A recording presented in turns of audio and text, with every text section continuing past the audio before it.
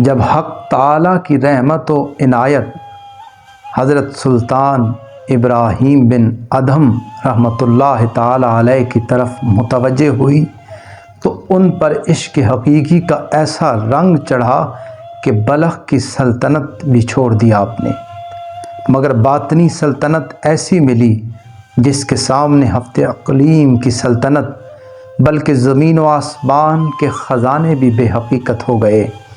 شاہ کو خود بھی خود کی خبر نہ تھی کہ سلطنت کا سرسبز و شاداب باغ آتش حقیقی کی نظر ہونے والا ہے، کوڑیاں چھن کر جواہرات عطا ہونے والے ہیں، خارستان سوختہ ہو کر چمنستان بے خزاں بننے والا ہے۔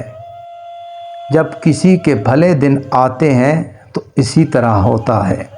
حضرت ابراہیم بن ادھم رحمۃ اللہ تعالی علیہ رات کو بالائے خانہ پر آرام فرما رہے تھے کہ اچانک پاؤں کی آہٹ محسوس ہوئی۔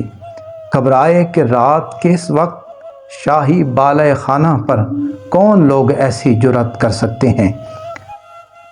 آپ نے دریافت فرمایا کہ اے لوگو تم کون ہو؟ دریافت فرمایا اے واردین کرام آپ کون لوگ ہیں؟ یہ فرشتے تھے جو حق تعالیٰ کی طرف سے غفلت زدہ دل پر چوٹ لگانے آئے تھے۔ فرشتوں نے جواب دیا ہم یہاں اپنے اونٹ تلاش کر رہے ہیں۔ بادشاہ نے کہا حیرت ہے، شاہی بالائے خانہ پر اونٹوں کو تلاش کیا جا رہا ہے۔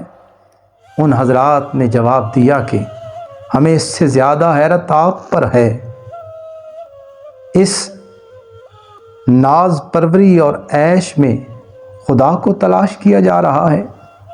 انہوں نے بادشاہ سے کہا کہ تم شاہی تخت پر حق تعالیٰ کی ملاقات کو کیوں تلاش کر رہا ہے؟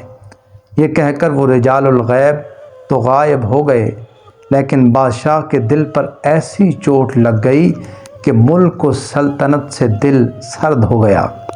مولانا رومی رحمۃ اللہ تعالی علیہ فرماتے ہیں اے لوگو سلطنت کو مثل ابراہیم بن ادھم کے جلد خیر آباد کہہ دو تاکہ ان کی طرح تم بھی سلطنت باطنی سے مشرف ہو جاؤ۔ عشق حقیقی جب غالب ہوا تو حضرت ابراہیم بن ادھم رحمۃ اللہ تعالی علیہ سلطنت ترک کرنے پر مجبور ہو گئے۔ عشق کائنات کی تمام لذتوں سے دل کو بیزار کر دیتا ہے۔ آدھی رات کا وقت ہوا، بادشاہ اٹھا، کمبل اوڑھا اور اپنی سلطنت سے نکل پڑا۔ سوز عشق کی ایک آہ نے زندان سلطنت کو پھونک دیا اور دست جنوں کی ایک ضرب نے گریبان ہوش کے پرزے اڑا دیے۔ سلطنت بلخ ترک کر کے حضرت ابراہیم بن ادھم رحمۃ اللہ تعالی علیہ نیشاپور کے صحرا میں ذکر حق تعالی میں مشغول ہو گئے۔ اے محبوب حقیقی اپنے ذکر کے علاوہ مجھے کسی کام میں مشغول نہ کیجیے اور اپنے کرم کے صدقے میں اپنے عشق سے مجھے معزول نہ کیجیے۔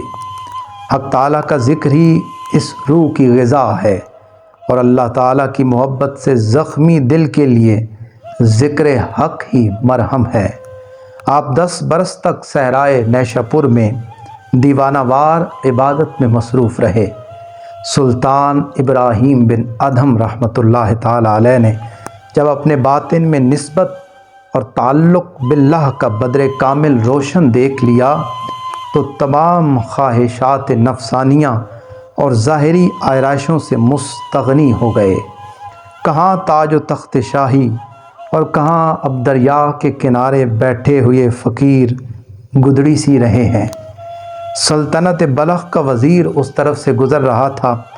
اس نے حضرت سلطان ابراہیم بن ادھم کو اس حال میں دیکھا اور دیکھ کر اس نے دل میں سوچا یہ کیا حماقت ہے، ہفت اقلیم کی سلطنت ترک کر کے مثل گداگروں کے گدڑی سی رہے ہیں۔ حضرت ابراہیم بن ادھم رحمۃ اللہ تعالی علیہ کو معلوم ہو گیا کہ یہ کیا سوچ رہا ہے۔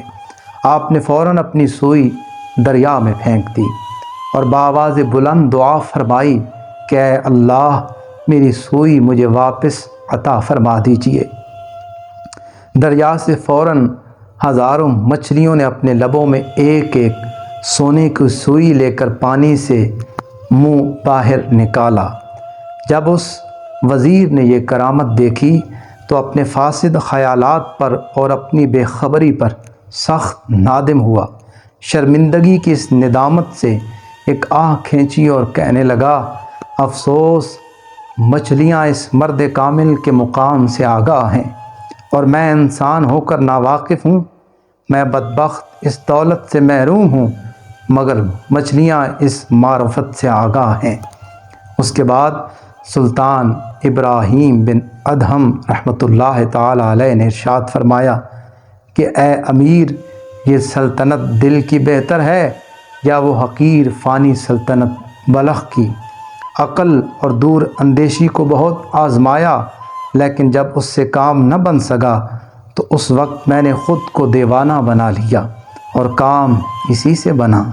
جب دیوانگی ہی کام آئی اور اسی سے محبوب حق تک رسائی ہوئی تو میں اسی فن دیوانگی پر عاشق ہو گیا اور عقل و ہوش کو خیر آباد کہہ دیا۔